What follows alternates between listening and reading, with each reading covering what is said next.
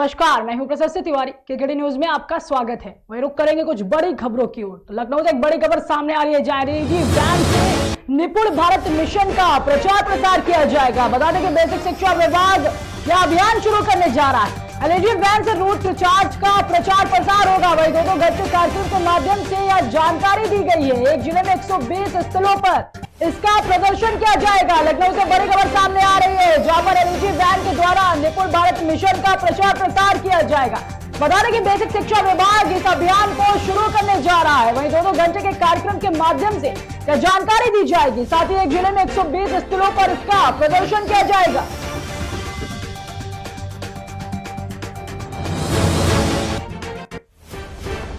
एक और बड़ी खबर आ रही है लखनऊ से, जहां बोन मैरो ट्रांसप्लांट का हब यूपी में बनाया जाएगा। बता दें कि ब्लड कैंसर के मरीजों को सबसे ज्यादा राहत मिलेगी। वही मेडिकल कॉलेज और कॉर्पोरेट अस्पतालों का नेटवर्क इसमें तैयार किया जा रहा है। दिल्ली मुंबई जैसे शहरों को कब कोई चक्कर नहीं लगाना पड़ेगा। पीजीआई में 40 से ज्यादा मरीजों का ट्रांसप्लांट हो चुका है। लखनऊ से एक बड़ी और अहम खबर सामने आ रही है, जहां बोन मैरो ट्रांसप्लांट का हब यूपी में लखनऊ में बनाया जाएगा। बता दें कि ब्लड कैंसर के मरीजों को अब सबसे बड़ी राहत मिलेगी। वही मेडिकल कॉलेजों कॉर्पोरेट अस्पतालों का इस नेटवर्क तैयार किया जा रहा है। दिल्ली मुंबई जैसे शहरों का कोई चक्कर नहीं लगाना होगा। पीजीआई में 40 से ज्यादा मरीजों का ट्रांसप्लांट किया जा चुका है।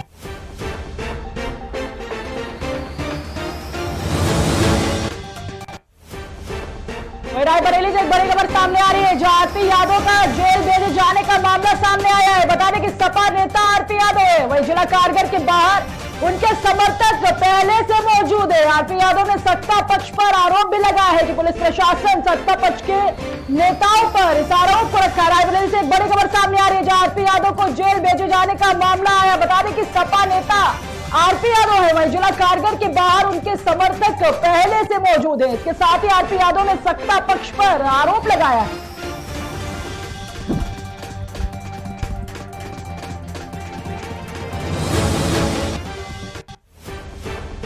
लखनऊ से बड़ी खबर सामने आ रही है, जो ग्रेटर लखनऊ बनाने की तैयारियां तेज हो गई है। बता दें कि उन्नाव बाराबंकी के गांव लखनऊ में मिलेंगे। वही सीएम के आदेश के बाद इस काम में गति बढ़ गई है। बताते चले कि भविष्य की जरूरतों के लिए नए इलाके तैयार किए जा रहे हैं। बहुमंजिला विकास पर भी जोर दिया जाएगा। लखनऊ से एक बड़ी और अहम खबर सामने आ रही है, जहां ग्रेटर लखनऊ बनाने की तैयारियां तेज हो गई है। वही उन्नाव बाराबंकी के गांव अब लखनऊ में शामिल हो जाएंगे। सीएम के आदेश के बाद यह काम तेज कर दिया गया है। भविष्य की जरूरतों के लिए नए इलाके तैयार किए जाएंगे। साथ ही बता दें कि बहुमंजिला विकास पर भी जोर दिया जाएगा।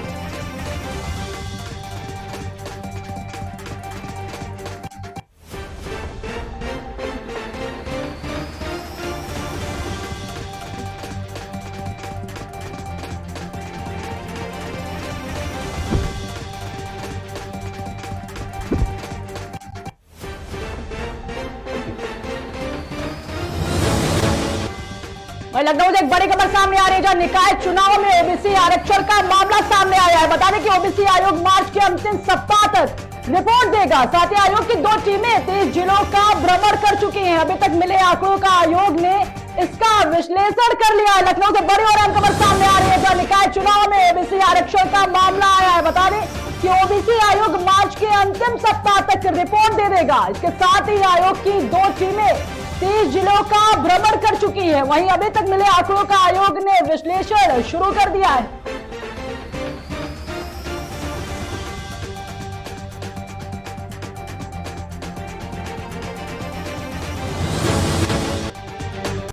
हापुड़ से एक बड़ी खबर सामने आ रही है, जहां गढ़मुक्तेश्वर सर्किल में यातायात नियमों की धज्जियां उड़ाई जा रही हैं।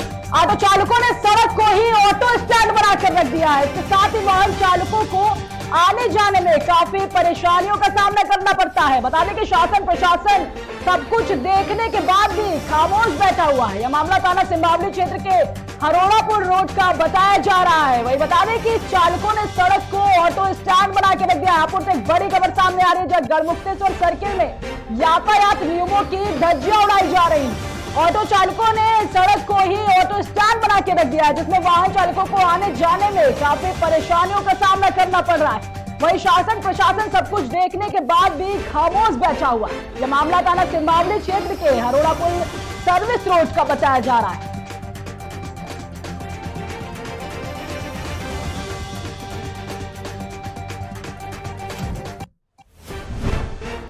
वह रुख करेंगे कुछ खास खबरों की ओर। खबर जालौन से है, जहां जालौन कोतवाली क्षेत्र के ग्राम हरदोई राजा में जिले के प्रभारी मंत्री धर्मवीर प्रजापति जन चौपाल लगाकर लोगों से रूबरू हुए। वो जन चौपाल में सरकार द्वारा चलाई जा रही विभिन्न योजनाओं की जमीनी हकीकत पर रखने के लिए उन्होंने जनता से सीधे संवाद किया। इसके साथ ही लोगों ने भी मंत्री धर्मवीर प्रजापति को हकीकत बताई तो उन्होंने संबंधित विभाग के अधिकारियों से कमियां दूर करने के दिशा निर्देश दिए। वही बेटियों को बेटों के बराबर सम्मान देने, साथ ही उन्हें शिक्षित करने के लिए भी लोगों को जागरूक किया गया। सरकार की योजना हमारी और प्रदेश सरकार की योजना उनके क्रियान्वयन के क्या स्थिति है जी। आज पहली बार मंत्री बनने के बाद, प्रभारी मंत्री बनने के बाद आना हुआ है तो गांव के लोगों से सीधी बातचीत, सरकार की योजनाओं की जानकारी, गांव के लोगों से क्या स्थिति है। और सभी अधिकारियों को हमने कहा है कि बरसात के आने से पहले जिले में जितने भी तालाब हों उनकी सफाई अच्छे से हो जाए जी। और सफाई हो जाएगी तो पानी की मात्रा उसमें ज़्यादा रहेगी तो ज़्यादा लंबे समय तक चलेगा, ये भी हमने कहा है। और ये गाय का हमने गौशाला है, इसका भी निरीक्षण किया है। देखने में ठीक मिल रहा है कि पानी की व्यवस्था ठीक है, गायों को रहने की व्यवस्था ठीक है। और जो भी इस जिले के लिए जो चीज़ें समझ में आएंगी, जो जानकारी में आएगी, उसको आगे बढ़ाने का काम करेंगे। सरकार की योजना हमारी और प्रदेश सरकार की योजना।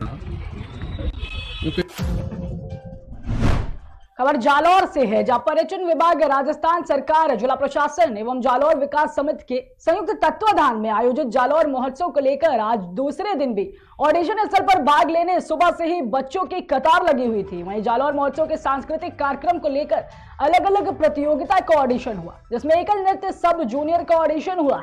इसके साथ ही सब जूनियर नृत्य के ऑडिशन के जज के रूप में अनीशा बाबू सिलावट और विनीता ओझर है।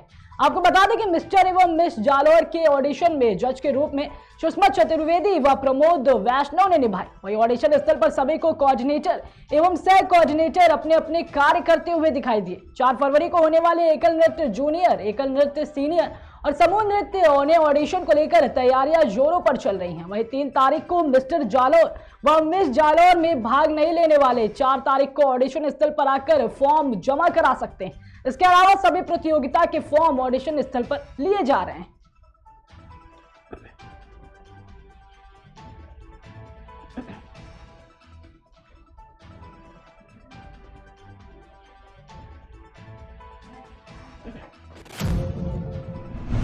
वही खबर मोतिहारी के पूर्वी चंपारण से है, जहां 47वीं वाहिनी सशस्त्र सीमा बल रक्सौल द्वारा नागरिक कल्याण कार्यक्रम 2022-23 के तहत सेनुवरिया के अंतर्गत आने वाले सीमावर्ती क्षेत्र की 20 युवाओं के लिए चलाए जाने वाले 15 दिवसीय बकरी पालन का प्रशिक्षण दिया गया।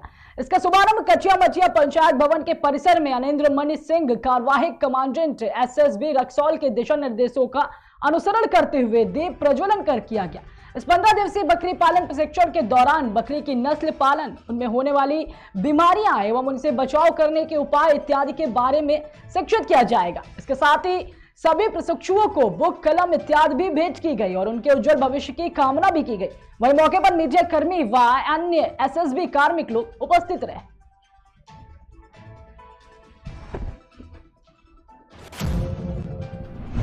खबर मोतिहारी के पूर्वी चंपारण से है, जहां जिले के रक्सौल प्रखंड अंतर्गत ग्राम पंचायत राजहरदिया गांव में चौरसिया समाज द्वारा स्वर्गीय रूप नारायण प्रसाद चौरसिया एवं स्वर्गीय सरस्वती देवी की स्मृति शेष में दान दिए गए पूर्व की जमीन पर मोक्षधाम निर्माण कार्य का शिलान्यास किया गया।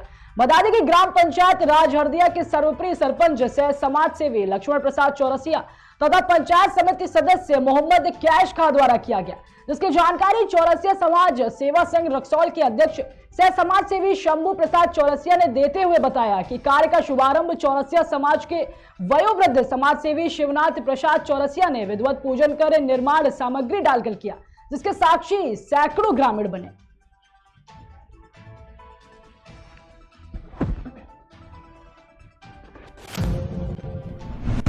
वही खबर वाराणसी से है, जहां नगर आयुक्त के निर्देश में नगर निगम प्रवर्तन दल द्वारा अतिक्रमण हटाने का निर्देश दिया गया।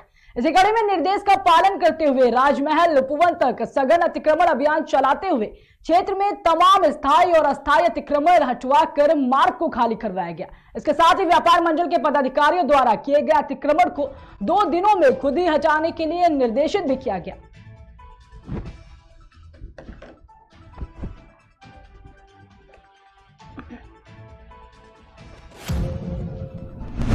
खबर जांजगीर चांपा से है, जहां शिवरी नारायण मठ में गद्दी महोत्सव का पर्व परंपरागत रूप से माघ शुक्ल त्रयोदशी को मनाया गया। इस अवसर पर महामंडलेश्वर राजश्री महंत राम सुंदर दास जी महाराज वैदिक मंत्रोच्चार हवन पूजन के पश्चात गद्दी पर विराजित हुए। वहीं जगदीश मंदिर के पुजारी श्री त्यागी जी महाराज ने तिलक लगाकर विधिवत आरती भी की एवं द्रव्य वस्त्र बेचकर आशीर्वाद प्राप्त किया। बता दें कि तत्पश्चात मुख्तियार सुखराम दास जी ने पूजा अर्चना भी की। इसके बाद बारी बारी से सैकड़ों की तादाद में श्रद्धालुओं ने दर्शन पूजन कर आशीर्वाद प्राप्त किया। वहीं राजश्री महंत जी ने भगवान शिवरी नारायण के दरबार में उपस्थित होकर विश्व कल्याण की कामनाएं की।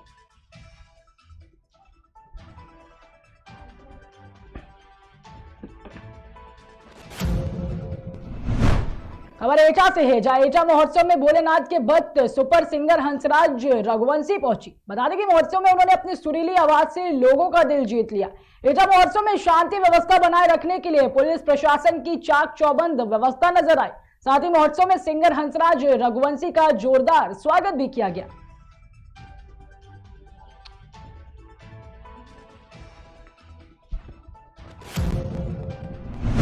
खबर अमेठी से है, जहां आरआरपीजी कॉलेज में बच्चों के रोजगार और कौशल के लिए 1 दिवसीय ओरिएंटेशन प्रोग्राम का आयोजन किया गया। इस कार्यक्रम की अध्यक्षता पूर्व डीजीपी विक्रम सिंह ने की।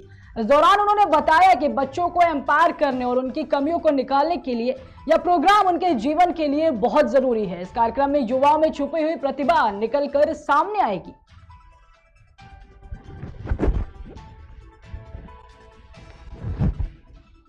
इसका उद्देश्य मात्र बच्चों को एम्पावर करना, कानून की अनभिज्ञता उसको दूर करना, बैंकर्स की जो अनभिज्ञता है उसको दूर करना और बच्चों को बताना कि ये पूरा जो यूपी ग्लोबल समिट है ये उनके रोजगार और उनके व्यवसाय में लगने के लिए है, क्योंकि डेमोग्राफिक डिविडेंड हिंदुस्तान का विश्व में सबसे अधिक, ये हमारी शक्ति है। इस शक्ति में और ऊर्जा और स्फूर्ति बढ़ाने के उद्देश्य से ये ग्लोबल इंडस्ट्रियल समिट की जा रही है, क्योंकि सारा जब अगर ये निवेश आएगा तो उद्यम बढ़ेगा तो रोजगार बढ़ेंगे, एनसीडी बढ़ेगी, एमएसएमई बढ़ेगी, स्टार्टअप बढ़ेंगे, वो सब हमारे बच्चों के लिए है। इन स्कूली बच्चों को इससे क्या लाभ होने वाला है आने वाले समय में? इसमें जो भी उद्यम है, जो स्कीम से 14 साल से लेकर के 60 साल तक के लिए है, और ये सारे स्कूल बच्चे आपने देखे होंगे 14 साल से ऊपर और औसत एज इनकी है जो कॉलेज में, इसलिए सभी लाभान्वित हो सकते हैं, टीचर्स लाभान्वित हो सकते हैं और हमारे स्कूल्स भी लाभान्वित हो सकते हैं।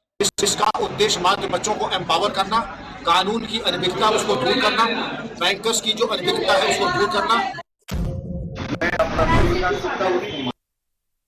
मेले में खतौली के डॉक्टर गुप्ता को विशेष सम्मान दिया गया। आपको बता दें कि मैनपुरी के कस्बा बेवर में हर साल आयोजित किए जाने वाले शहीद मेले में शहीदों के प्रति विशेष सम्मान रखने वाले समाज सेवी डॉक्टर प्रकाश गुप्ता को विशिष्ट अतिथि के तौर पर आमंत्रित किया गया। वही स्वतंत्रता सेनानी क्रांतिकारियों के परिवारों द्वारा डॉक्टर गुप्ता को विशिष्ट अतिथि का सम्मान दिया गया। यह शहीद मेला इस साल 51 की बार आयोजित किया गया है।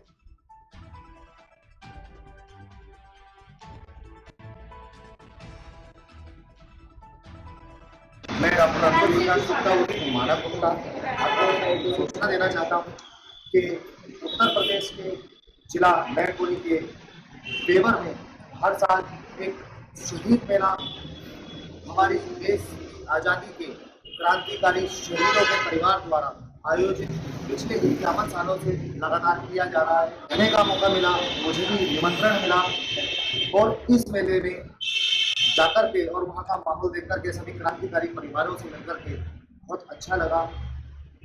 वहाँ मुझे समाज सेवा के लिए गेस्ट ऑफ ऑनर से सम्मानित किया गया। हमारे द्वारा कुछ कमिटमेंट किए गए हैं कि अगले साल हम भी अपने संगठन के साथ इस मेले की शोभा बढ़ाने के लिए कुछ न कुछ अच्छा करने का प्रयास करेंगे।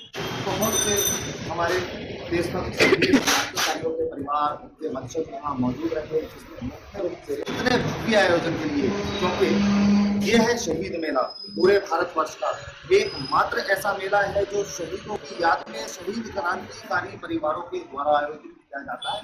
आप सभी से प्रार्थना है कि इस तरह के आयोजनों से जुड़े तथा और के रूप तक इनको ले जाने का प्रयास करें। मैं डॉक्टर अब्दुल विकास गुप्ता मानव गुप्ता आपको सूचना दे।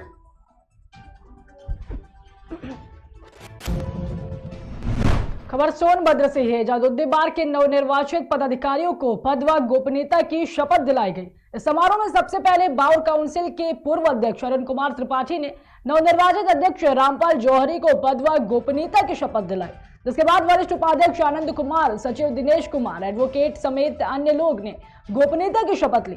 इस कार्यक्रम का संचालन अधिवक्ता आशीष कुमार ने किया। इसके साथ ही कार्यक्रम के अंत में नवनिर्वाचित अध्यक्ष रामपाल जौहरी ने सभी अतिथियों का आभार जताया। जहाँ तक यथासंभव स्थिति रहेगी वहाँ पे सरकार कार्य करेगी। इस पे यहाँ का एक प्रमुख मांग रही है काफी से दुद्दी को जिला बनाओ, उस पर भी आपने कुछ प्रकाश डाला है, क्या करना चाहिए? देखिए, जरूरत आने पे समय आने, सब चीज का समय एक सुनिश्चित होता है। हम आप कितने सर पटकते रह जाएंगे, जब समय आएगा तो अपने आप हो जाएगा। वही यार हम केवल प्रयास कर सकते हैं, एक जरिया बन सकते हैं। ये समय आएगा तो निश्चित ही दुद्दी भी जिला भी होगा। तो देखा जाए कि ये दुद्दी जो ये तहसील है, ये उत्तर प्रदेश का सबसे अंतिम छोर पे है और यहाँ पे गरीब आदमी को मुख्यालय जाने में बहुत सारी समस्याओं का सामना करना पड़ता है। तो इस दृष्टि से भी क्या जिला बनना क्या आपको लगता है सही? दूरी है क्षेत्र भौगोलिक स्थिति से दुद्दी का पूरे सोनभद्र में कई ऐसे विकास खंड है। दुद्दी की वही स्थिति है, बगली की वही स्थिति है, मेरपुर जाइएगा तो वही स्थिति मिलेगा आपको, जो ना शक्ति नगर एक किनारे मुख्यालय से अलग पड़ेगा। हर यहाँ के जो नगर पंचायत नगर पालिकाएं हैं सबकी यही व्यवस्थाएं हैं, लेकिन भौगोलिक स्थिति से ये परेशानी है। बुद्धि का मांग है, विचार सरकार कर रही है, उस हिसाब से सरकार आगे काम करेगी। जहाँ तक यथासंभव स्थिति रहेगी वहाँ पे सरकार। फिलहाल की खबरों में इतना ही, रुकते हैं एक छोटे से ब्रेक के लिए।